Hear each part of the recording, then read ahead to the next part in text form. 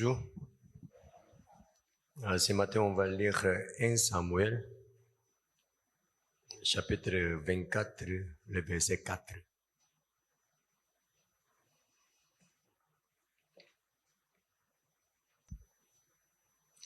« 1 Samuel, chapitre 24, le verset 4. Tu lis la parole.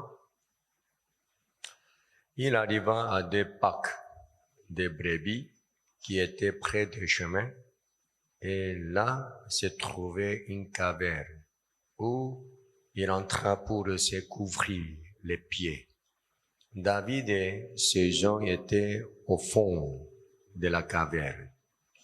Les gens de David lui dirent, « Voici les jours où l'Éternel te dit, je livre ton ennemi entre tes mains, traite-le comme bon te semblera. » David se leva et coupa doucement les pans du manteau de Saül. Après cela, le cœur lui battit, parce qu'il avait coupé les pans du manteau de Saül. Et il dit à ses gens, « Que l'Éternel me garde de commettre contre mon Seigneur, loin de l'Éternel, une action telle que de porter ma main sur lui, car il est loin de l'Éternel. » Par ces paroles, David arrêta ses gens et les empêcha de se jeter sur Saül. Puis Saül se leva pour sortir de la caverne et continua son chemin. Après cela, David se leva et sortit de la caverne. Il s'est mis à l'eau à crier après Saül, « Ô roi, mon Seigneur !» Saül regarda derrière lui, et David s'inclina le visage contre terre et se prosterna. David dit à Saül, « Pourquoi m'écoutes-tu les propos des gens qui disent, « Voici David cherche ton malheur. » Tu vois maintenant de tes propres yeux que l'Éternel t'avait livré aujourd'hui entre mes mains dans la caverne. On m'excitait à te tuer, mais je t'ai épargné. Et j'ai dit, je ne porterai pas la main sur mon Seigneur, car il est loin de l'Éternel. Voici mon père, vois donc les pans de ton manteau dans ma main. Puisque j'ai coupé les pans de ton manteau et que je ne t'ai pas tué, sache et reconnais qu'il n'y a dans ma conduite ni méchanceté ni révolte, et que je n'ai point péché contre toi. Et toi, tu me tresses des embûches pour remonter la vie. L'Éternel sera jugé entre moi et toi, et l'Éternel me vengera de toi. Mais je ne porterai point la main sur toi. Amen.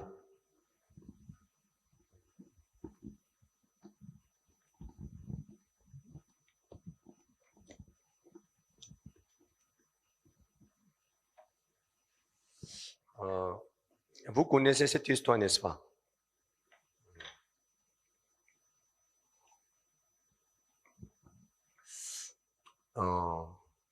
Supposons que dans ma main, il y a l'orange. Si je presse, qu'est-ce qui va sortir? Hein? Du tomate? Hein?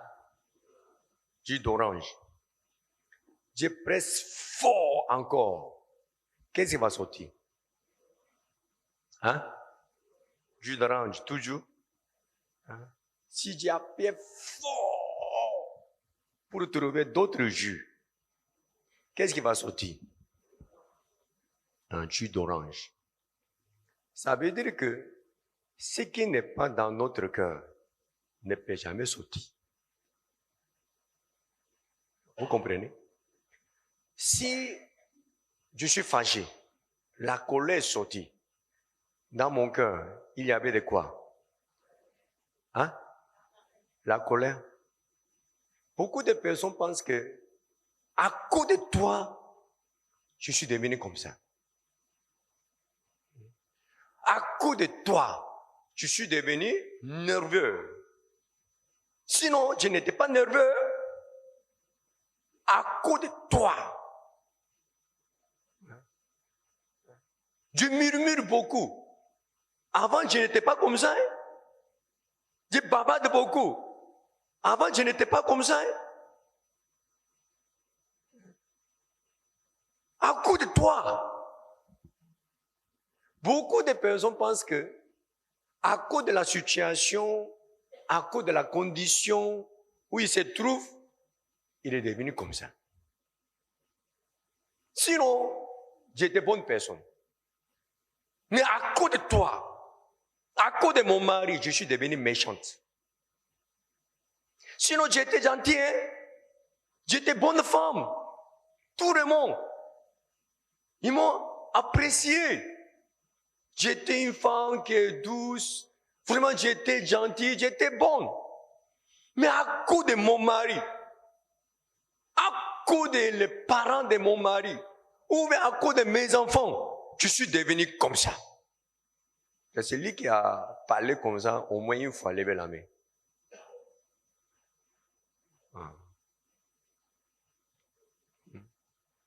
Je pense que vous tous, vous devez soulever votre main en temps normal. C'est ça, non? Hein? Tout à l'heure, j'ai dit que j'ai pressé l'orange. Fort. Jus d'orange sort. Je pense qu'il y a quelque chose dedans encore. Je pressais fort, plus. Jus d'orange sort. Toujours, c'est même jus d'orange. Jus d'ananas ne peut jamais sortir. Parce que ça n'était pas dans ces flux. Et ça veut dire que dans ce que nous pensons, il y a beaucoup de choses qui ne sont pas logiques, qui ne sont pas bibliques.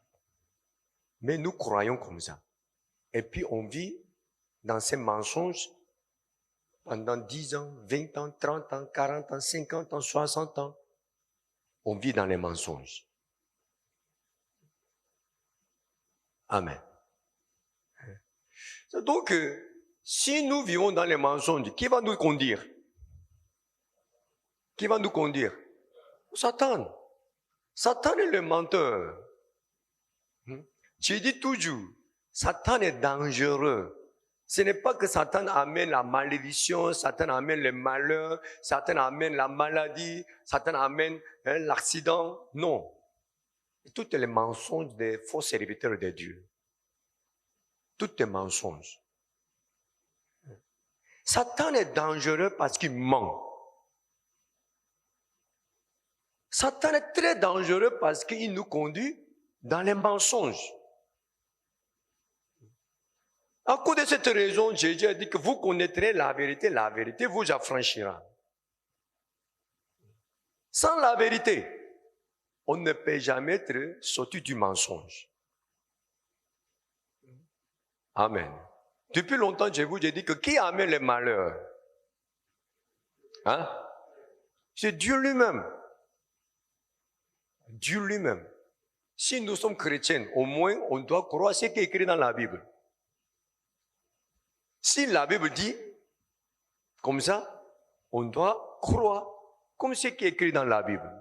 Parce que nous sommes chrétiens. Même si les gens ne croient pas à la parole de Dieu qui est écrite dans la Bible, puisque nous sommes vrais chrétiens, on doit avoir une bonne base. Quelle base? Croire à ce qui est écrit dans la Bible. Même si ce qui est écrit dans la Bible est différent de ce que j'ai pensé, je dois accepter ce qui est écrit dans la Bible parce que je suis chrétien. Amen. L'ignorance, c'est trop dangereux aussi. Pourquoi? Celui qui est ignorant, il sera toujours dans les mensonges. Vous comprenez? Donc, on doit savoir. On doit savoir ce qui est écrit dans la Bible. On doit savoir ce qui est vrai, ce qui est la vérité. Amen. Donc, tout à l'heure, je vous ai dit, ce qui n'est pas dans notre cœur ne peut jamais sortir. Même s'il y a des situations, ce qui n'est pas dans notre cœur ne peut pas sortir. S'il n'y a pas de colère dans mon cœur, même s'il y a des situations qui nous énervent, la colère ne peut pas sortir. Pourquoi? La colère n'est pas dans notre cœur. Vous comprenez? C'est comme ça que je vous pose une question. Voilà, je suis sauvé. Je suis avec Dieu. Je suis avec Jésus.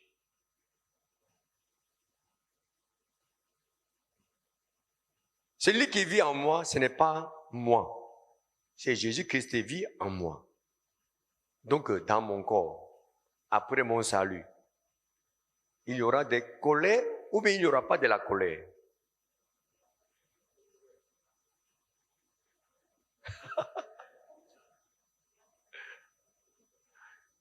Il n'y aura pas de colère ou bien il y aura des colères. Il y a celui qui croit qu'il n'y aura pas de colère, lève la main. Après notre salut, on ne peut jamais avoir la colère. Pourquoi? Jésus vit en moi. Hein? Voilà, je suis devenu la nouvelle créature, en plus. Donc, dans mon cœur, il y aura de la colère ou bien il n'y aura pas de la colère. Il y aura de la convoitise ou bien il n'y aura pas de la convoitise. Il y aura la haine ou bien il n'y aura pas de la haine. Comment vous pensez? En temps normal, si nous sommes sauvés, si nous sommes devenus la nouvelle créature, on ne doit jamais avoir la haine, la convoitise ou bien la colère. Levez la main.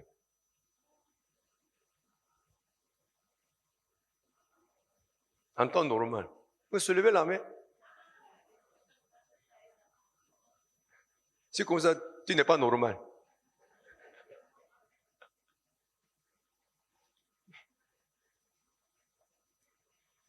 Voilà, je suis sauvé. Ça change quoi? Comme je vous ai dit, c'est orange. Si ça est orange, ça, le jus d'orange, va sortir seulement. Il n'y a pas autre chose qui va sortir. Jus d'orange seulement sort. On est sauvé. Il y a deux personnes. Il est sauvé. Il n'est pas sauvé, mais il est sauvé. Entre lui et lui, qu'est-ce qui est différent? Il y a quelle différence entre deux personnes?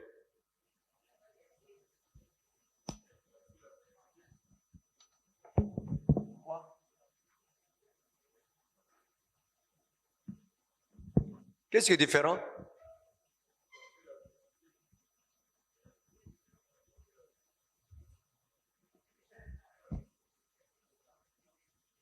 Écoute bien.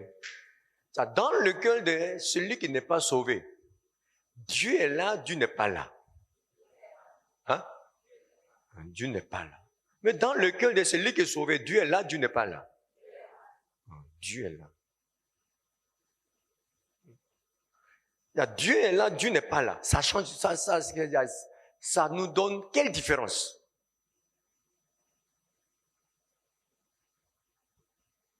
Ça nous donne quelle différence? Voilà, dans le cœur de celui qui n'est pas sauvé, la haine est là. Mais dans son cœur, il n'y a pas la haine. La convoitise est là. Ici, il n'y a pas la convoitise. La colère. Il n'y a pas la colère ici. La colère. C'est comme ça, entre lui et puis lui. Il y a quelle différence? Hein? la tempérance.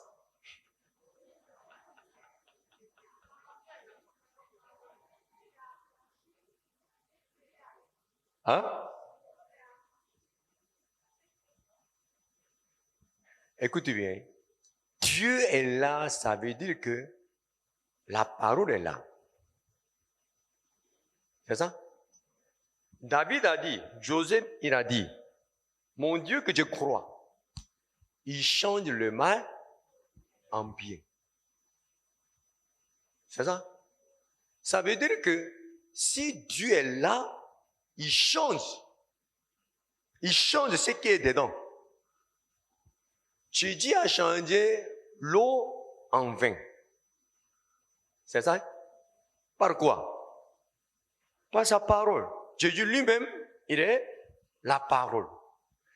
Ça veut dire que si dans notre cœur, il y a Dieu, c'est Dieu et la parole. Si dans notre cœur, il y a la parole, ça ne peut pas sortir comme ça. Pourquoi? La parole va changer ça pour que ça sorte autrement. Vous comprenez pas? Tout à l'heure, on a lu l'histoire de David. David, est-ce qu'il n'a pas envie de tuer Saül? Il est fatigué, il n'est pas fatigué à cause de Saül. Il est fatigué. Il n'a pas envie de tuer Saül? Si. Mais il tue ou il ne tue pas? Il tue ou il ne tue pas? Il ne tue pas. Pourquoi? À cause de la parole qui est en lui.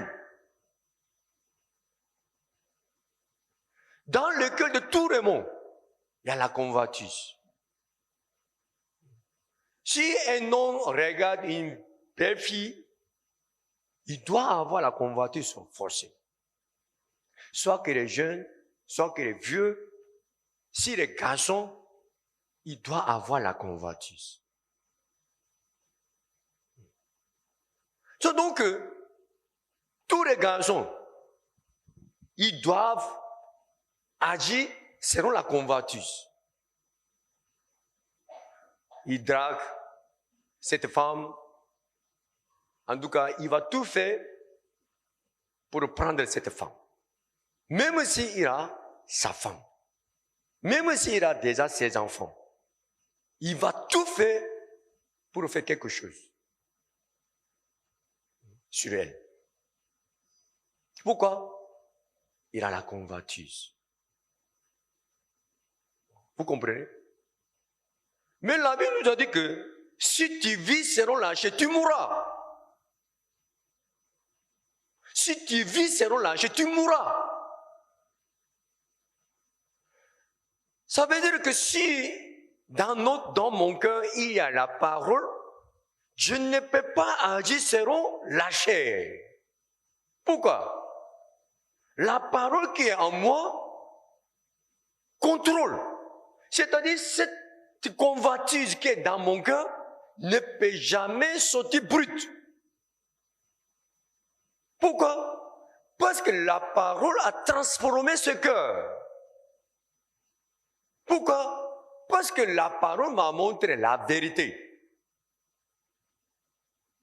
Vous comprenez pas? Ça veut dire quoi? Satan, lorsqu'il a causé avec Ève, pendant le camp, j'ai parlé. Voilà, Dieu est là. L'homme est là. Satan dit que si tu m'écoutes, tu vas devenir comme Dieu. Tu vas devenir comme Dieu. Amen. Ça veut dire que tu vas avoir la puissance. Tu vas devenir intelligent. Tu vas devenir sage. Comme qui? Comme qui? Comme Dieu. Comme Dieu. C'est-à-dire tu vas devenir Dieu. Amen. Écoute bien. Toute la religion qui sont sur la terre, ils nous elles nous ont demandé de devenir Dieu. Ça veut dire quoi? On doit devenir celui qui ne pêche pas. On doit devenir celui qui est parfait. On doit devenir celui qui respecte tous les commandements de Dieu. Donc tous les religieux, ils sont en train de s'efforcer pour devenir Dieu. Amen. Amen. Voilà, cet homme est devenu celui qui ne pêche pas. Il est l'homme et le Dieu. Est-ce que vous avez vu un homme qui ne pêche pas sur la terre? Tu n'es pas vu. Tu n'es pas vu. La Bible nous a dit que parmi tous ceux qui sont sur la terre, qu'est-ce qui est le plus sale? Hein? Qu'est-ce qui est le plus sale? Le cœur de l'homme, le cœur de l'homme. Le cœur de l'homme. Donc si l'homme fait comme ça, si la sœur fait comme ça, c'est normal, c'est pas normal? C'est normal. C'est-à-dire, Satan vous a trompé qu'un homme peut devenir comme Dieu. Vous êtes basé sur le mensonge. C'est ça? Par exemple, je vais prendre cet exemple, excuse-moi. Il y a un homme qui est en train de péter. Boum, boum, boum, boum. Et puis il y a l'odeur. Vous dites quoi? Allez chier! C'est vrai, ce n'est pas vrai. C'est ça, non? Pourquoi? Caca est dans ton ventre. Tu as serré tes fesses. Au lieu de garder cet excrément dans ton corps, il faut évacuer ça. Et puis tu viens vite. C'est ça, hein? Vous comprenez pas? Même si on n'a pas vu excrément qui est dans son ventre, on sait qu'il y en a. Et puis ce n'est pas étonnant qu'il pète. Et puis ce n'est pas étonnant qu'il y a de l'odeur. Votre femme a pété. Et puis il y a de l'odeur. Vous êtes étonné. Comme ça. Mais je suis habitué. Hein? Je suis habitué.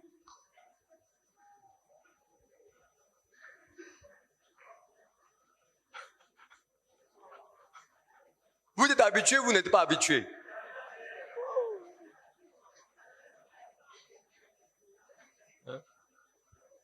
Il n'y aura aucune personne qui attrape sa tête. Tu ne savais même pas qu'elle va péter. Il n'y a aucune personne qui va dire ça. On sait déjà. Vous comprenez? Satan veut que l'homme devienne comme Dieu. Ce n'est pas possible. Ce n'est pas possible. Dieu nous a donné la loi. Pourquoi? Pour que l'homme devienne comme Dieu. Pour que l'homme devienne saint comme Dieu. On doit respecter la loi. On doit vraiment pratiquer la loi pour qu'on puisse mener une vie sainte, parfaite, comme Dieu. Non. Dieu nous a donné la loi pour nous montrer notre image qui est sale. Tu es en train de critiquer telle personne en disant qu'elle est très sale. Toi, tu n'es pas comme ça. Est-ce que toi-même, tu n'es pas comme ça? Donc, nous sommes pécheurs à combien de pourcents? 100%. Nous sommes pécheurs à 100%. Donc, si un pécheur pêche, c'est normal, ce n'est pas normal. C'est normal, ce n'est pas choquant. Vous comprenez? Mais Satan a trompé tout le monde. Ça veut dire que ce n'est pas qu'on doit vivre pour devenir comme Dieu. Au contraire, on doit reconnaître qu'on ne peut jamais devenir comme Dieu. À travers la loi, on doit reconnaître ça. Parce que la loi nous montre que nous sommes péchés à combien de pourcents? 100%. Péché à 100%, ça veut dire quoi? On est incapable de faire du bien un seul bien même, ce n'est pas possible. Ce n'est même pas possible. Nous sommes pécheurs à 100%. Amen. Donc on a besoin de qui? Jésus. On a besoin de Jésus. Il est notre sauveur. Amen. Donc la loi nous conduira à Jésus. On a besoin de Jésus. À travers Jésus, on peut vivre avec Dieu. Au lieu de devenir comme Dieu, on vit avec Dieu, on devient un avec Dieu. Amen. Amen. Donc, qui est devenu un avec Dieu? C'est lui qui est faible, c'est lui qui est insensé, c'est lui qui est sale, c'est lui qui est impur, c'est lui qui est pécheur. Combien de pourcents? 100%. 100%. Amen. Donc, qu'est-ce qui sera son caractère? En vivant avec Dieu, maintenant il est devenu un avec Dieu. En ce moment-là, on pourra voir quel caractère de cette personne. Obéissance à 100%. Obéissance à 100%.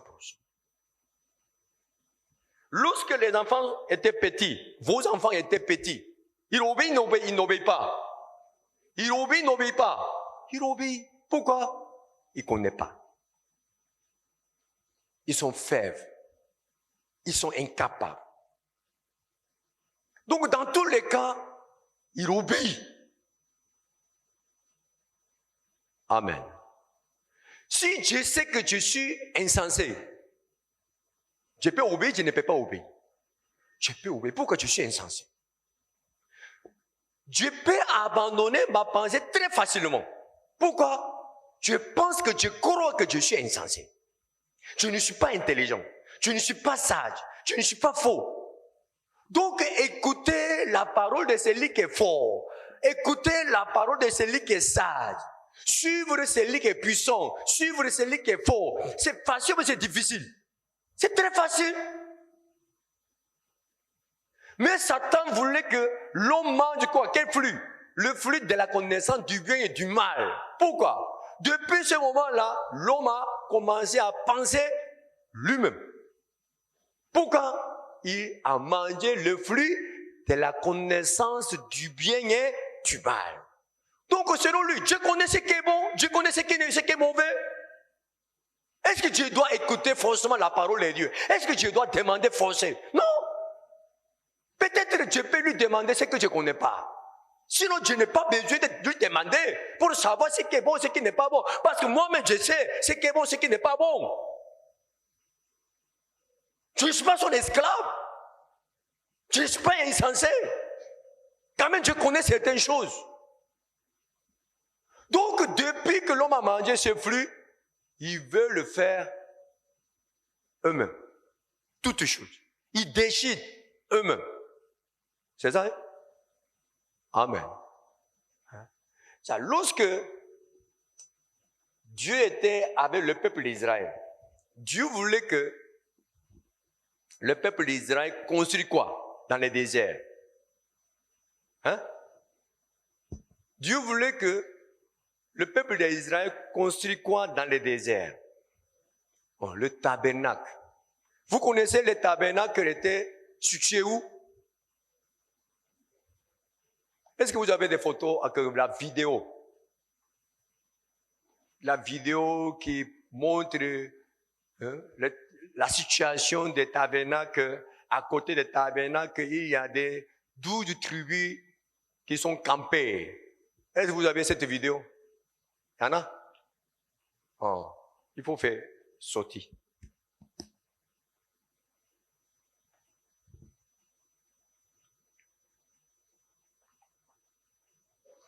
Ça va prendre 1 heure ou bien 2 heures? 2 heures? En 2 minutes.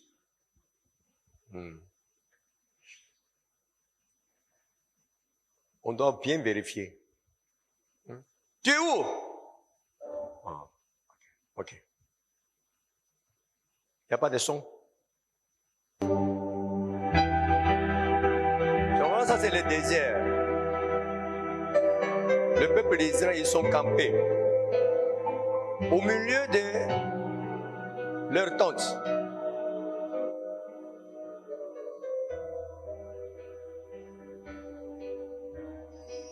Ça, c'est les tentes des sacrificateurs. Et puis les Lévites.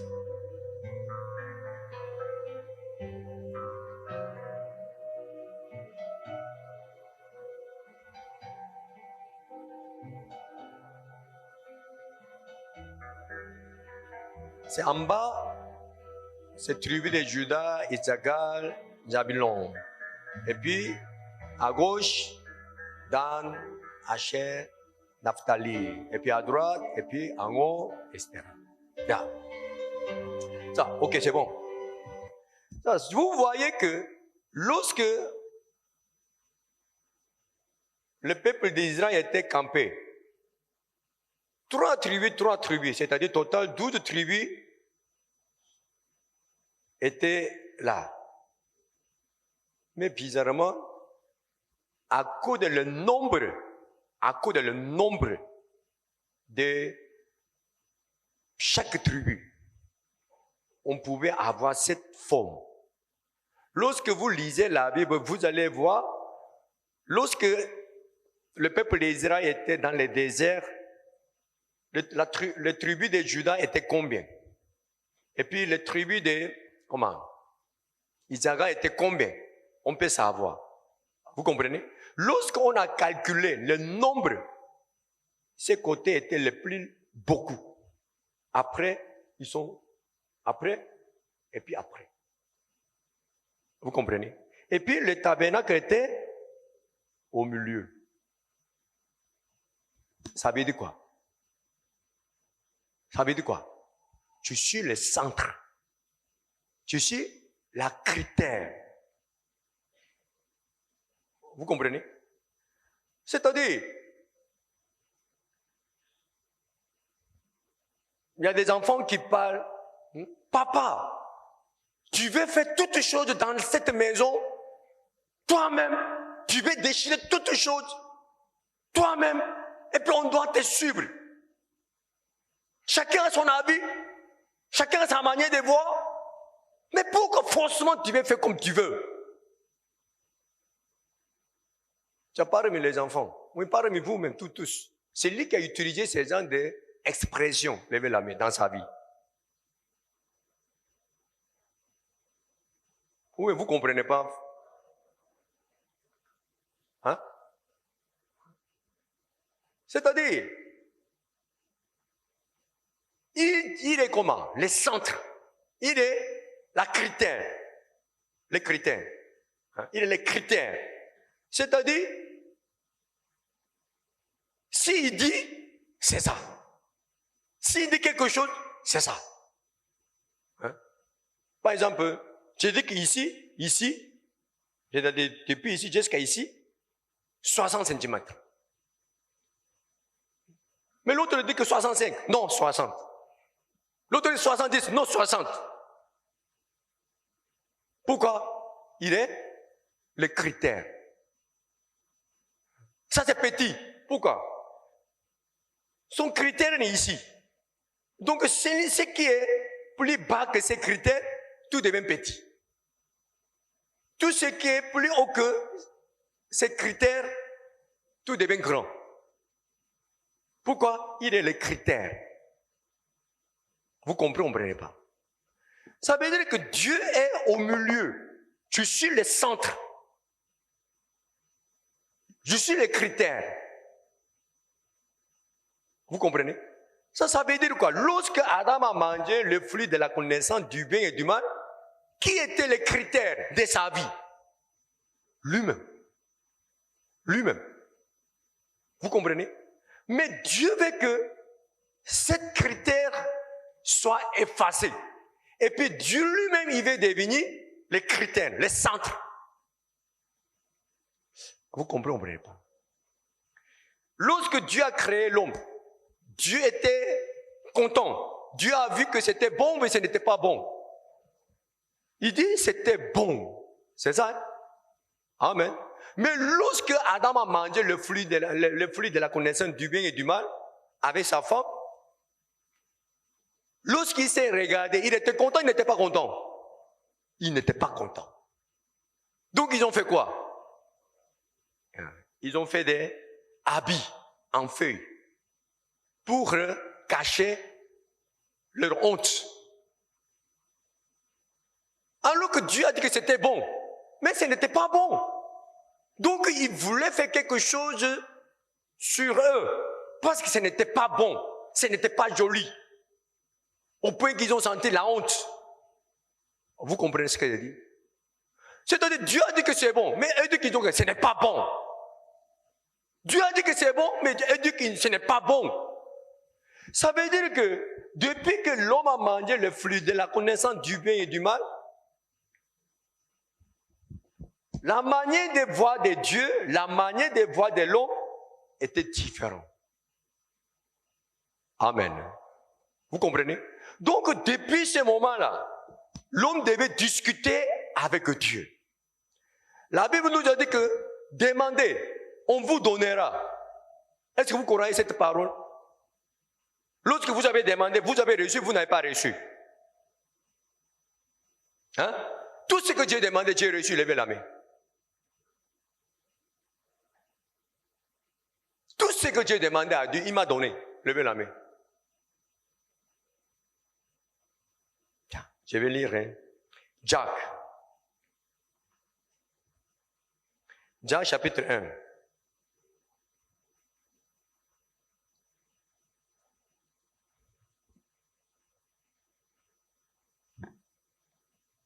Le verset 5.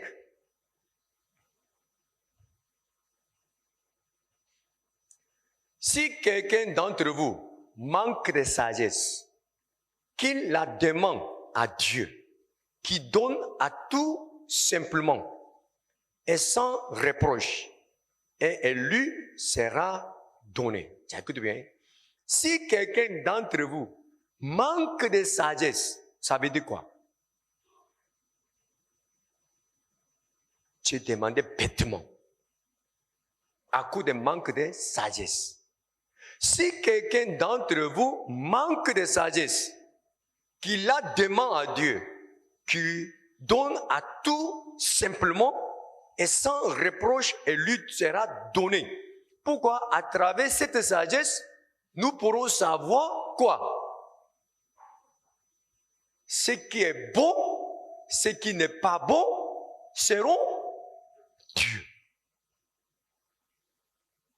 Vous comprenez? Après, je vais expliquer. 6. Mais qu'il la demande avec foi, sans douter, car celui qui doute est semblable au flot de la mer agité par le vent et poussé de côté et d'autre. 7. Qu'un tel homme ne s'imagine pas qu'il recevra quelque chose du Seigneur. 8. C'est un homme irrésolu, inconstant dans toutes ses voies. Ça veut dire que si nous demandons quelque chose à Dieu, on doit croire que 100% Dieu va réagir. Dieu va nous donner. C'est ça? Mais il y a des conditions. Chapitre 4, verset 2. Jacques toujours 4, le verset 2. Vous convoitez et vous ne possédez pas. Voilà, je convoite ça, mais je ne reçois pas, je ne possède pas. Vous êtes meurtrier et envieux et vous ne pouvez pas obtenir. C'est-à-dire, on voulait obtenir cette chose, même si on tue cette personne. Voilà cette chose dans sa main. Pour prendre ce que je veux, je peux les tuer, je l'ai tué même. Mais je n'ai pas eu ça. Vous êtes meurtrier et envieux et vous ne pouvez pas obtenir. Vous avez des querelles et des luttes. Pourquoi? Pour prendre ce que vous voulez. C'est-à-dire, vous avez fait des luttes et puis vous avez fait plusieurs querelles. Mais vous ne possédez pas. Parce que vous ne demandez pas. C'est-à-dire, vous voulez prendre quelque chose vous-même sans demander à Dieu. Le verset 3. Vous demandez et vous ne recevez pas. Voilà, je n'ai pas agi, je n'ai pas fait quelque chose pour prendre ce que je veux moi-même. J'ai demandé, mais Dieu ne m'a pas donné toujours. Pourquoi? Parce que vous demandez mal. Dans le but de satisfaire vos passions. Ça veut dire quoi? Vous voulez prendre ça selon votre désir, selon votre vision, mais selon votre selon votre opinion. Le verset ok. Ça veut dire quoi? Même si on a demandé quelque chose, si on n'a pas reçu de Dieu, parce qu'on a demandé mal. Pourquoi? Parce qu'on a demandé dans le but de satisfaire vos passions. C'est-à-dire pour plaire à qui? À nous-mêmes.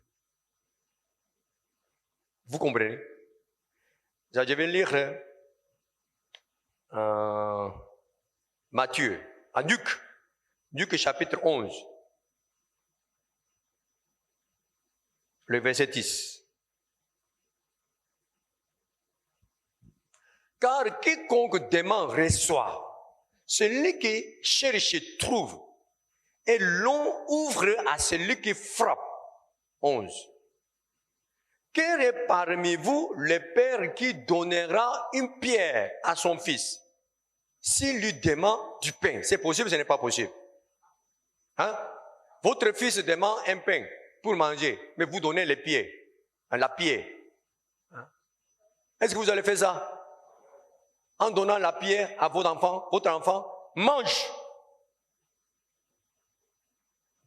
Il faut bien mâcher, c'est dur un peu. Ou s'il demande un poisson, lui donnera-t-il un serpent au lieu d'un poisson? Est-ce que vous allez faire ça? 12. Ou s'il demande un œuf, lui donnera-t-il un scorpion? Jamais. 13. Si donc, méchants comme vous l'êtes, vous savez donner de bonnes choses à vos enfants, à combien plus forte raison le Père Céleste donnera-t-il quoi? Donnera-t-il quoi? Ce que vous demandez? Non. Donnera-t-il le Saint-Esprit à ceux qui le lui demandent? Ça veut dire que Dieu ne donne pas ce que nous avons demandé. Dieu nous a donné le Saint-Esprit d'abord. Pourquoi? Qu'est-ce que le rôle du Saint-Esprit? Qu'est-ce que le rôle du Saint-Esprit? Jean chapitre 14, verset 26. Jean chapitre 14, verset 26. Mais le consolateur, l'Esprit Saint, que le Père enverra en mon nom, vous enseignera toutes choses et vous rappellera tout ce que je vous ai dit. Ça veut dire quoi? Saint-Esprit va nous montrer ce que Dieu veut. C'est-à-dire, Saint-Esprit va nous montrer ce qui est biblique. Qu'est-ce qui est la volonté de Dieu? Vous comprenez pas? Ça veut dire que même si on a demandé quelque chose à Dieu, forcément Dieu va nous donner quoi? Ce qui est bon pour nous. Amen. Ça maintenant, votre enfant demande une pierre pour manger. C'est-à-dire, vous voyez les enfants qui attrapent les caca comment ça s'appelle? Non, c'est pas caca.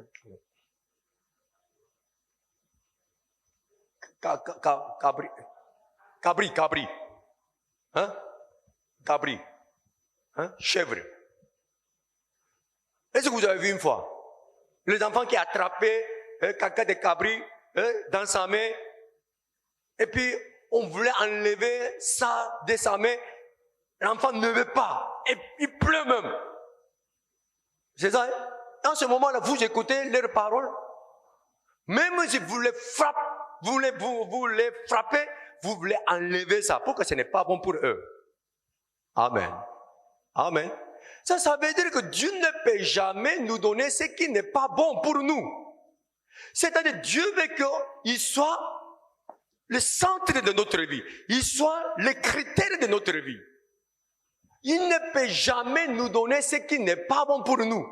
Même si nous voulons avoir cette chose, si Dieu voit que ça c'est le scorpion, ou bien ça c'est le serpent, il ne peut jamais lui donner ce qu'il a demandé.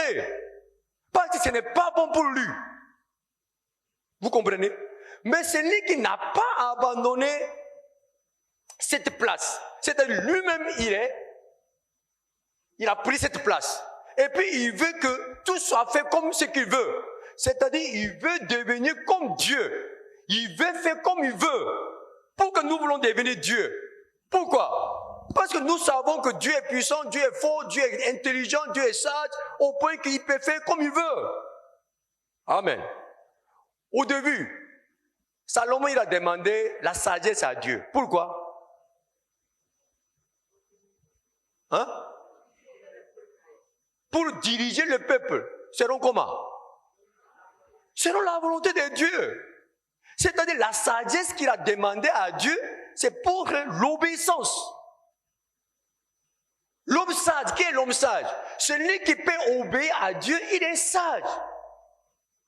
David, il voulait, les gens de David voulaient tuer Saül. Mais David dit que non, vous ne pourrez pas toucher loin de Dieu. Ce n'est pas possible. Vous ne pourrez pas toucher loin de Dieu.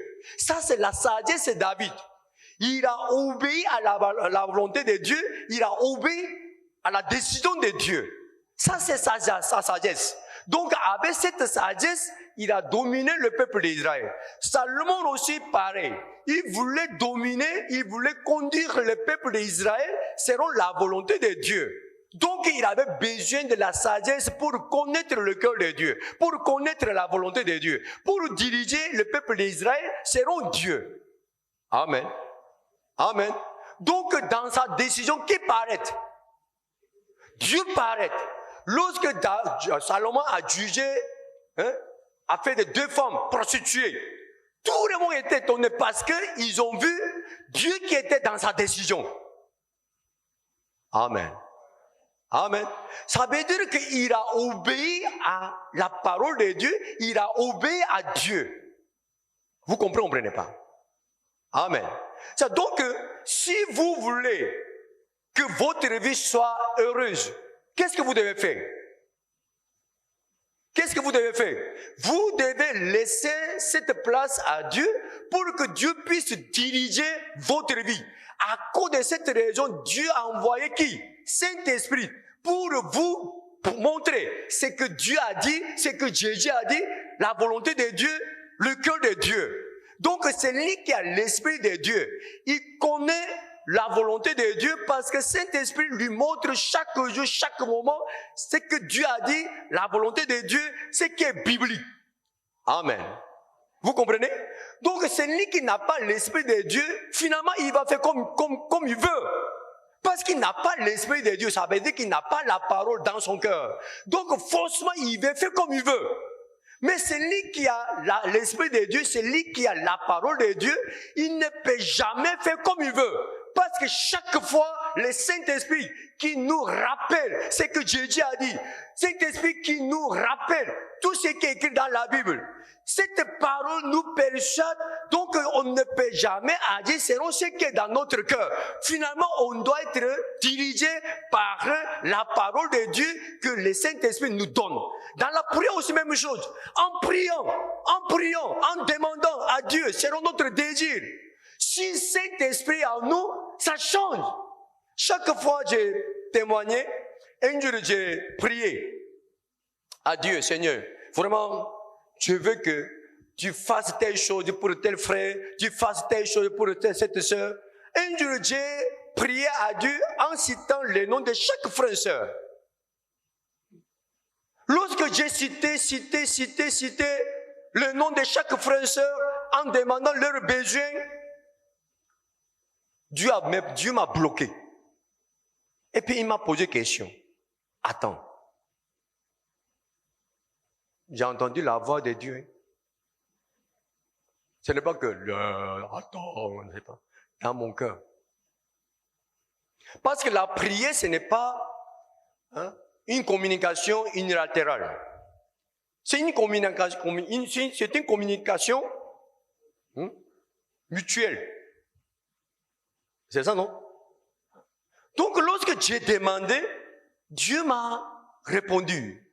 Et puis, il m'a dit que, ok, j'ai bien écouté, mais je te pose question. Si j'ai fait tout ce que tu m'as demandé pour les frères de l'église, ils seront heureux? Oui, Seigneur, ils seront heureux. Mais il m'a posé des questions. C'est comme ça. Lorsque David était dans le désert, il a dit, l'Éternel, mon berger, je ne manquerai de rien. Il était heureux. Il n'a pas senti le manque.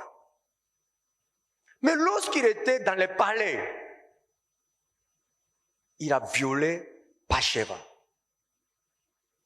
Dieu même a dit à David, si tu avais manque de femmes, je pourrais te donner. C'est-à-dire, David, il a senti le manque lorsqu'il était dans le palais, alors qu'il n'a pas senti le manque lorsqu'il était dans le désert. La vie des déserts, la vie des palais, quelle vie est plus abondante? Palais. Et puis Dieu m'a dit que, voilà, lorsque David était dans le palais, en temps normal, dans cette abondance, il ne devait pas sentir le manque. Mais malgré cette abondance, il a commis le péché. Parce que il n'était pas satisfait. Parce qu'il n'était pas heureux. Il a cru qu'il a manqué de quelque chose. Donc il voulait prendre plus. Alors que cette femme appartient à son serviteur, forcément il voulait prendre cette femme. Alors qu'il n'a jamais fait ça dans le désert. Et j'ai arrêté de prier. Et puis j'ai commencé à réfléchir ce qui était écrit dans la Bible. J'ai ouvert la Bible et puis je suis entré dans cette histoire. Et je voulais savoir pourquoi il est resté dans le palais. Ces jours-là. Ces jours-là, il devait faire la guerre avec ses soldats contre les Philistins. Mais il n'est pas parti. Si nous ne vivons pas pour l'évangile, si nous ne faisons pas la guerre de l'évangile, forcément, on doit agir selon la chair. Et puis dans cette vie, on doit pécher, on doit faire n'importe quoi, et puis on doit regretter, on doit être malheureux. Et j'ai prié à Dieu. Seigneur, maintenant j'ai bien compris. Maintenant je sais comment je dois faire dans cette église. Qu'est-ce que je dois enseigner aux frères et sœurs?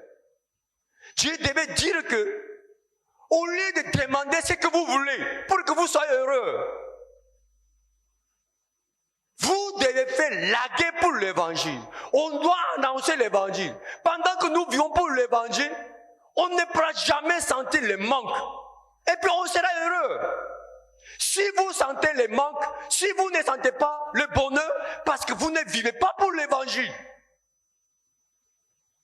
Amen. Amen. Ce que je suis en train de vous parler, c'est quoi? Dans notre cœur, il y a toutes ces choses. La haine, la jalousie, la colère, la convoitise. On a toutes ces choses. Tous les désirs de la chair. Mais si on a le Saint-Esprit dans notre cœur, on ne peut jamais agir selon ses désirs. Parce que la parole qui est en nous, ça change notre désir en le désir de Dieu. Vous comprenez pas? Donc celui qu'ils ont vécu selon son désir ne peut jamais vivre pour accomplir son désir. Parce que le Saint-Esprit qui est en lui montre qu'est-ce qui est la volonté de Dieu. Qu'est-ce que Dieu veut. Donc, celui qui a vécu en accomplissant son désir, il s'arrête cette vie et puis il vit pour accomplir les désirs de Dieu. Amen. Vous comprenez pas? Parce que la parole qui est en lui change son désir. Amen. Hein? Moi aussi, je devais vivre comme mon père. Je disais souvent, j'aime les femmes, j'aime les boissons, j'aime ces genre de choses. Ça, c'est ma nature. Ça, c'est ma chair. En temps normal, je dois vivre comme ça. Je ne suis pas une personne qui est sainte. Je ne pense, dans mon cœur, il n'y a pas de la convoitise. Dans mon cœur, il n'y a pas la haine. Lorsque je vois les gens, vraiment, l'amour jaillit dans mon cœur. C'est faux. C'est le mensonge. Vous comprenez? C'est bien que dans mon cœur, il y a la haine, la jalousie, la convoitise. Même si dans mon cœur, il y a plein de mauvaises choses. Je ne peux pas agir selon cette désir. Selon ce désir. Pourquoi? Parce que la parole qui est en moi transforme, change ces choses en les désirs de Dieu. Amen. Vous comprenez pas? Donc celui qui n'a pas la parole dans son cœur, finalement il doit agir comment? Selon sa chair. Pourquoi? Il n'y a pas la parole dans son cœur. Amen. Vous comprenez ce que j'ai dit? Pendant ces camps, il y avait beaucoup de jeunes qui étaient avec nous. Les lycéens, les étudiants, les jeunes, ils étaient avec nous. Vraiment, j'ai pensé, si tous ceux qui sont ici, et tous, ils vivent pour l'évangile. Vraiment, Côte d'Ivoire va devenir comment? Tous ceux qui sont ici, dans ce temple, si vous tous, vous vivez pour l'évangile, si vous vivez pour accomplir le désir de Dieu, la volonté de Dieu, la Côte d'Ivoire va devenir comment? Mais malheureusement, chacun vit selon son désir. Chacun prie à Dieu pour accomplir son désir. Ce qui est sûr, vous ne pourrez jamais sentir que ce que vous demandez est mauvais. Pourquoi? Depuis que l'homme a mangé le fruit de la connaissance du bien et du mal, l'homme a dit comment? Juge. Juge. Chapitre 21, le verset 25. En ce temps-là, il n'y avait point de roi en Israël. Chacun faisait ce qui lui semblait mauvais. C'est comme ça? Hein? Est-ce qu'ils ont fait du mal en sachant que c'est mauvais et puis malgré ça, ils ont fait du mal? Non. En ce temps-là, juge, l'époque des juges, chacun fait ce qu'il veut. Ils ont fait n'importe quoi. Si vous lisez l'histoire des juges, vous allez voir comment le peuple d'Israël était, vraiment, il était vraiment mauvais contre Dieu. En ce temps-là, il n'y avait point de roi en Israël. Chacun faisait ce qui lui semblait bon. Actuellement, vous demandez ce qui vous semblait bon. Vous comprenez? Même si vous faisiez ce qui vous semblait bon, est-ce que ça c'est la volonté de Dieu? Non. Non. Ça c'est le problème. Ça, c'est le problème. Dernière fois, je vous ai dit que tout le monde vit pour eux-mêmes. C'est-à-dire, celui qui boit, il boit pour qui? Pour lui-même. Celui qui fume, il fume pour qui? Pour lui-même. Celui qui fait la drogue, il fait ça pour qui? Pour lui-même. C'est-à-dire, même s'ils ont fait ça pour lui-même, pour eux-mêmes, ce n'est pas bon pour eux. Mais si nous vivons pour Dieu, tout ce que nous allons faire pour Dieu, ça sera bon 100% pour nous. Amen. Amen. C'est donc à partir d'aujourd'hui, vraiment je veux que vous devez vérifier, vous devez analyser ce que vous demandez. Est-ce que c'est bon pour votre âme? Est-ce que c'est bon pour Dieu? Au lieu de demander aveuglement, au lieu de demander, au lieu de prier aveuglement, dans votre ignorance, vous devez penser, est-ce que ce que je suis en train de demander est bon? Amen. Si vous demandez ce qui est bon aux yeux de Dieu, Dieu va travailler ou Dieu ne travaillera pas. Dieu va aider ou Dieu n'aidera pas. Dieu va faire des miracles ou Dieu ne fera pas de miracles. Dieu va faire des miracles. Amen. Nous sommes en train de construire cette école. Il y a beaucoup de difficultés, il y a beaucoup de problèmes. Mais je crois 100% que ça sera construit. Pourquoi? Ça, ce n'est pas ma volonté. Franchement, ça n'a rien à voir avec moi. Si quelqu'un me demande, parce que pourquoi tu veux construire ça? C'est pas pour moi. Devant Dieu, mon cœur est pur. Je n'ai pas besoin de ces gens de bâtiments. Pour moi, je n'ai pas besoin de ça. Mais je sais qu'on a besoin de ça pour l'évangile, pour Dieu. Donc, je crois qu'il va travailler. Foncez. Malgré la difficulté, oui, je vois la difficulté, je vois les problèmes. Mais je ne suis pas gêné. Ça ne peut pas me décourager. Parce que je sais que ça, c'est la volonté de Dieu. Donc, Dieu va aider, Dieu va faire des miracles. Ça, votre vie aussi, c'est pareil. Vous comprenez? En rencontrant la difficulté, les problèmes, vous pourrez avoir peur. Mais si vous croyez que ce que vous êtes en train de faire, c'est pour Dieu, malgré la difficulté, malgré les problèmes, vous ne pourrez jamais avoir peur. Lorsque David allait contre Goliath, est-ce qu'il avait peur? Est-ce qu'il avait peur? Il voit Goliath qui est gaillard. En regardant Goliath, au début, Goliath était loin, donc il allait, et puis, en s'approchant de lui, la vitesse est diminuée. Son cœur bat. C'est comme ça? Non. Il n'a pas peur. Il n'a pas peur. Pourquoi? Il sait que ça c'est la volonté de Dieu. Il sait que Dieu a fait des miracles. Vraiment, je veux que vous viviez avec cette force dans votre vie. Amen. Au lieu de demander mal pour accomplir votre désir, devant l'examen, vous tremblez. Dans votre travail, vous tremblez. Devant la difficulté, vous tremblez. Devant la maladie, vous tremblez.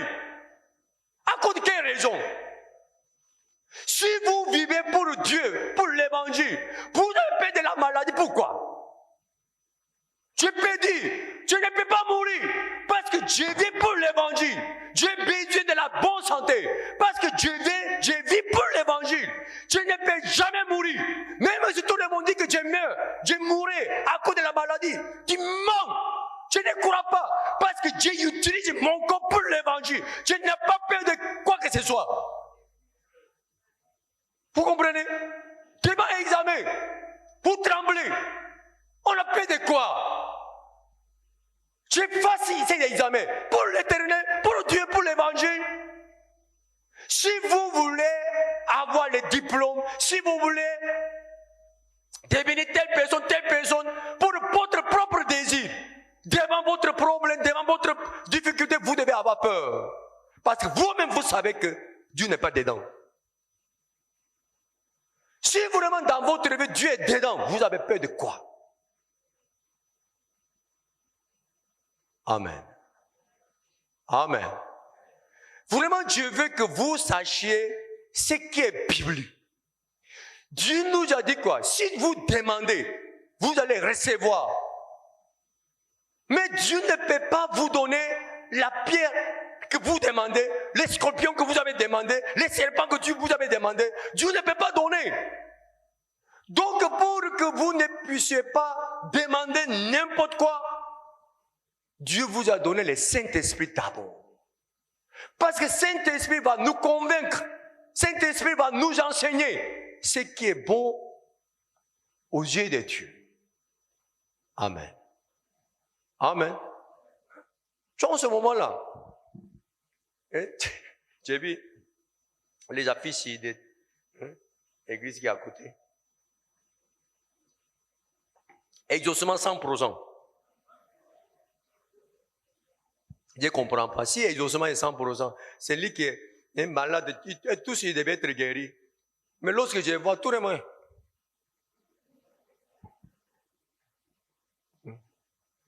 et puis il dit exaucement est 100%. Et c'est biblique, ce n'est même pas biblique. Amen. Amen. La parole nous convainc. Vous devez être persuadé par la parole. Je vais lire une parole et puis je vais terminer. Jérémie, chapitre 20, le verset 7.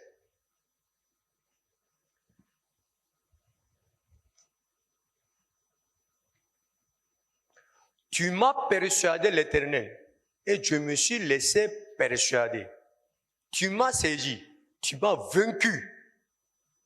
Et je suis chaque jour un objet de raillerie.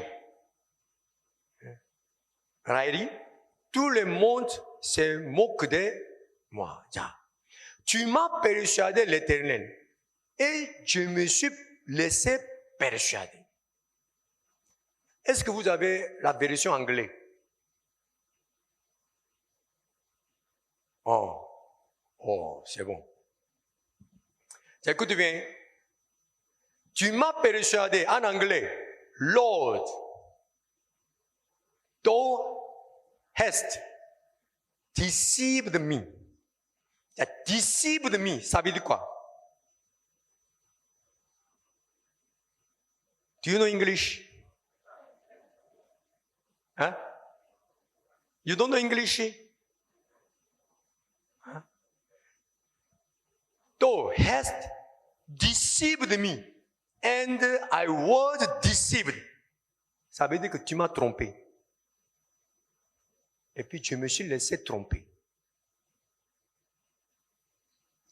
C'est en anglais. Tu m'as trompé.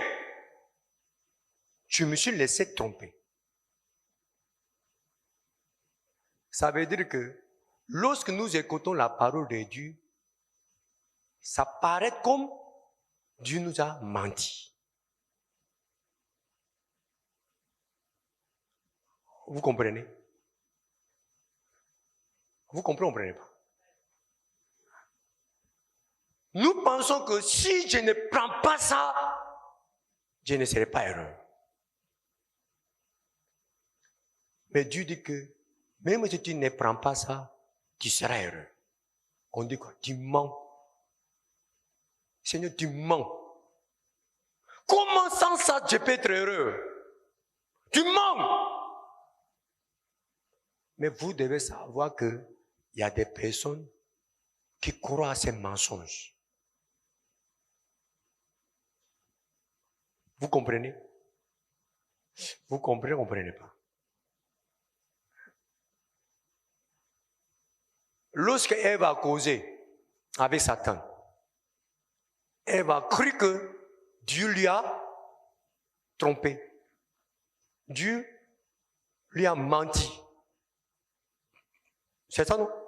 Si tu manges ce fruit, tu mourras. Satan dit quoi? Même tu manges ça, tu ne mourras pas. Il a menti. Il a menti. Donc, elle ne voulait pas être trompée. Donc, elle a suivi la parole de Satan.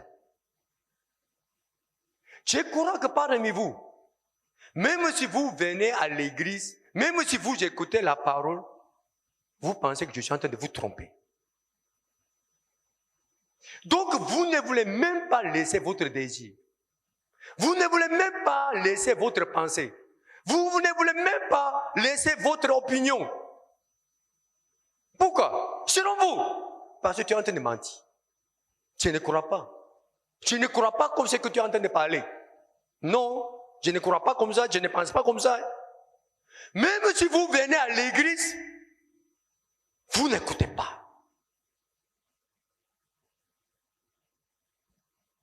Vous comprenez? Je vous ai dit que, en suivant l'enseignement de notre église, en appliquant l'enseignement de notre église dans sa vie, il n'y aura aucune personne qui sera malheureuse. Ce n'est pas possible. Mais il y a certaines personnes, même s'ils sont là, n'acceptent pas. Donc lorsque vous sautez avec votre même pensée. Vous venez avec votre pensée et vous ressautez avec même pensée. Sans changer votre pensée, votre opinion, et puis vous agissez selon vous. Amen. Amen. On va lire encore. Thou hast deceived me, and I was deceived. C'est-à-dire, you are stronger than me. And hast, comment écrit? Comment lit ça? Yannick?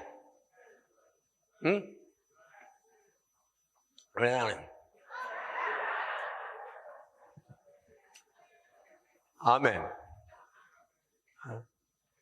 Ça, Dieu devait écouter, Dieu devait être trompé parce que tu es plus fort que moi. Tu es plus fort que moi. Ça veut dire que tu es obéi. Tu obéis. Amen. La foi, c'est quoi? Obéissance. La foi vient de ce qu'on entend vient de la parole de Christ. C'est-à-dire pour agir selon ce qu'on a écouté, ce qu'on a entendu. On a besoin de quoi? Obéissance. La foi est obéissance. Si vraiment nous savons que Dieu nous aime, on peut obéir. Ce n'est pas à cause de la force de Dieu. Si tu ne m'écoutes pas, tu vas te frapper, tu vas te tuer, tu vas devenir infirme. Non. Écoutez ma parole. Au prix. Payez la dîme. Sinon, je vais te tuer, je vais te frapper, je vais tuer ton enfant. Ce n'est pas ce genre de choses. On peut obéir parce qu'on sait que Dieu nous aime. Amen. Donc Dieu nous persuade. Dieu nous persuade. Même si ça paraît comme un mensonge, on croit. Parce que celui qui nous aime ne peut jamais nous tromper. Amen. Amen. Ça, cette fois-ci, on a fait les camps. C'était bon, mais ce n'était pas bon. C'était très bon, non? Faut pas applaudir. Faut pas applaudir. À la fin, c'était après le camp, j'avais mal au cœur. En écoutant certaines choses. Vous connaissez pendant notre camp, il y avait combien de nouvelles personnes? Combien de nouvelles personnes étaient dans les camps pour participer à notre camp? Franchement, on peut dire que on a préparé toutes les choses pour ces nouvelles personnes. On peut dire ça, hein? Oui, pour notre frère et soeur, mais la priorité, c'est la nouvelle personne. Moins de 150 personnes. Moins de 150 personnes. C'est pas André seulement. Tous ceux qui sont venus de tous les lieux de Côte d'Ivoire ne dépassent pas 150 personnes.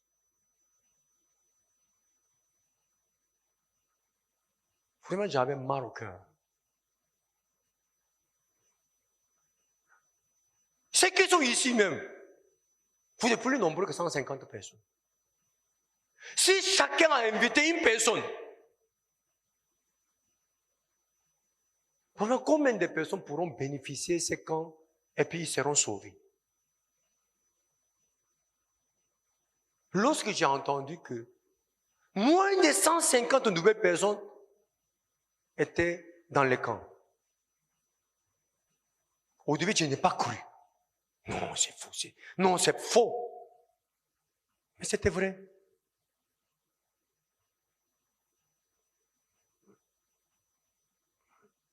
Vraiment, j'avais mal au cœur. Vraiment, j'avais mal au cœur.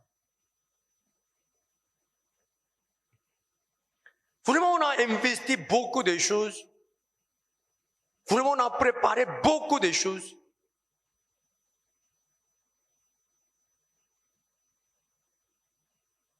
Mais, vraiment, j'avais mal au cœur. Chaque fois lorsque je prêche, je vais vous persuader. Mais vous ne voulez pas être persuadé. J'ai tout fait pour vous persuader. Mais vous sautez avec votre propre cœur. Et puis vous dites que je vais divorcer. Voilà, tel frère, telle soeur, ils sont en train de faire telle chose, telle chose. Lorsque j'ai entendu ça, vraiment j'ai mal au cœur. Il était là. Pendant que j'ai prêché, il a écouté. Elle a écouté. Selon eux, j'ai menti. Même si ça paraît comme les mensonges, il y a des personnes qui sont persuadées par ces mensonges. C'est la parole de Dieu qui nous aime.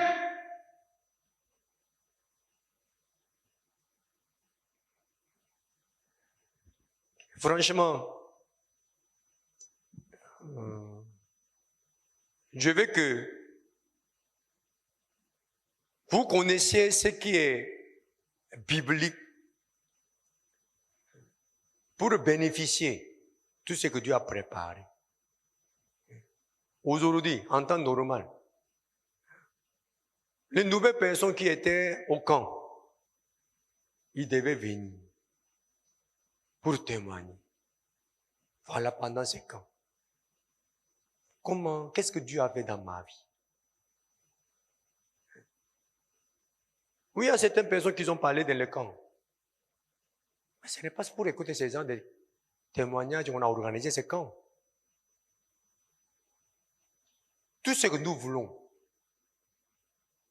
les gens soient sauvés. Dans votre connaissance, dans votre famille, il y a beaucoup de personnes qui ne sont pas encore sauvées. À travers cette occasion, si votre famille, si votre connaissance pouvait bénéficier, ça serait vraiment bon.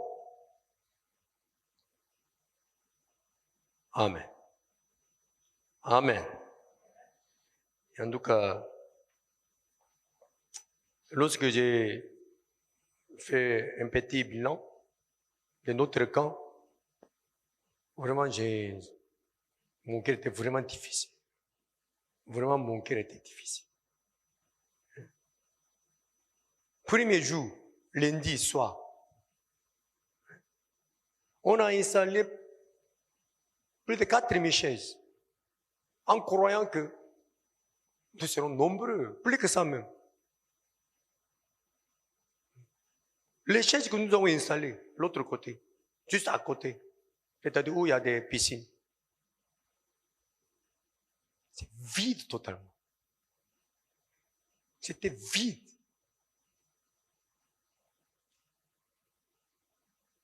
Vous tous, vous avez dit que vraiment c'était bon, passé, vraiment c'était merveilleux, vraiment c'était...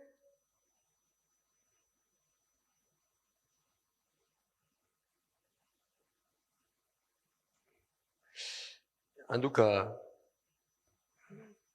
si ce que Dieu veut est vraiment ce que vous voulez, vous ne pourrez pas agir comme ça. En tout cas, chaque fois, lorsque je prêche, vraiment, je veux que la parole que nous avons partagée soit installée dans notre cœur pour que cette parole nous dirige chaque jour. Amen. Amen.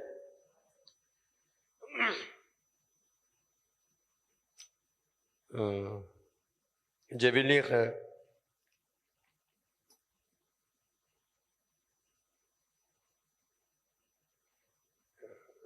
Actes chapitre 14, verset 8.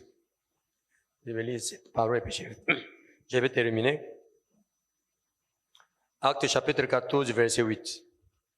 À Lustre, se tenait assis un homme impotent, des pieds, boiteux de naissance, et qui n'avait jamais marché. Il écoutait parler Paul, et Paul, fixant les regards sur lui, et voyant qu'il avait la foi pour être guéri. C'est Paul, il a dit qu'il a vu la foi qui était en lui pour être guéri. Il a vu quoi?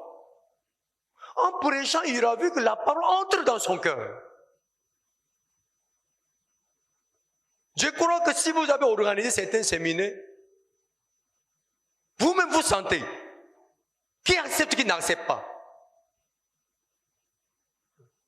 Celui qui accepte la parole, son visage change. Même s'il était dans la tristesse, même s'il était dans la souffrance, en écoutant la parole, il est libéré. Il est libéré. Et puis il sort avec un autre cœur. Paul, il a vu que un boiteux qui était assis devant lui, il a écouté.